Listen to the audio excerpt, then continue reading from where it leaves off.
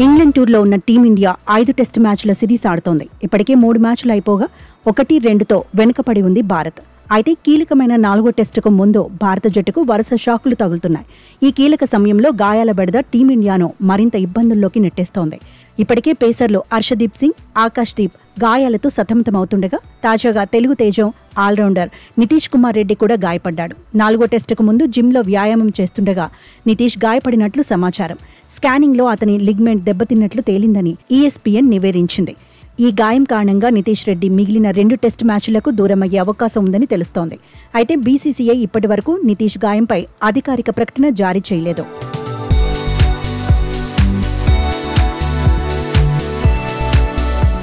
తెలుగు కుర్రాడు నితీష్ కుమార్ రెడ్డి ఈ సిరీస్లో ఇప్పటివరకు 2 టెస్టు మ్యాచ్లు ఆడాడు. ఈ మ్యాచ్లలో 45 పరుగులు చేసి 3 వికెట్లు మాత్రమే పడగొట్టాడు. అయినప్పటికీ ఆల్రౌండర్గా అతని సామర్థ్యం జట్టుకు కీలకం. కానీ గాయం కారణంగా అతను టీంకు దూరం కావడం కాస్త ఇబ్బందనే చెప్పాలి. మాంచెస్టర్లో జూలై 23 నుండి ప్రారంభం కానున్న 4వ టెస్టుకు ముందు నితీష్ గాయపడటం టీమిండియాకు పెద్ద ఎదురుదెబ్బగా చెబుతున్నారు కొందరు క్రీడా నిపుణులు.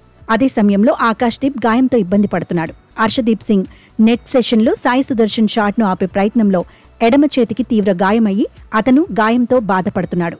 హర్షదీప్ ఇప్పటి వరకు ఈ సిరీస్లో 1 టెస్టు మ్యాచ్ కూడా ఆడలేదు. 4వ టెస్టుతో అరంగేట్రం చేయాలనుకున్న అతను ఈ గాయంతో జట్టుకు దూరమయ్యే అవకాశం ఉంది.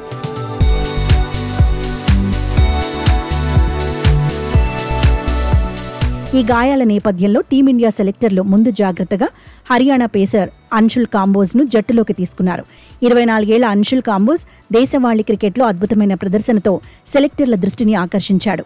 2024 రంజీ ట్రోఫీలో కేరళతో జరిగిన మ్యాచ్లో ఒకే ఇన్నింగ్స్లో 10 వికెట్లు పడగొట్టాడు. రంజీ ట్రోఫీ చరిత్రలో ఈ ఘనత సాధించిన 3వ బౌలర్గా నిలిచాడు. అంతేకాకుండా IPL 2025లో చెన్నై సూపర్ కింగ్స్ తరపున 8 మ్యాచ్లలో 8 వికెట్లు పడగొట్టి తన సత్తా చాటాడు అన్షుల్. ఇలాంటి అద్భుత ఆటగాడు టీమిండియా బౌలింగ్ యూనిట్కు కీలకంగా మారే అవకాశాలు లేకపోలేదు.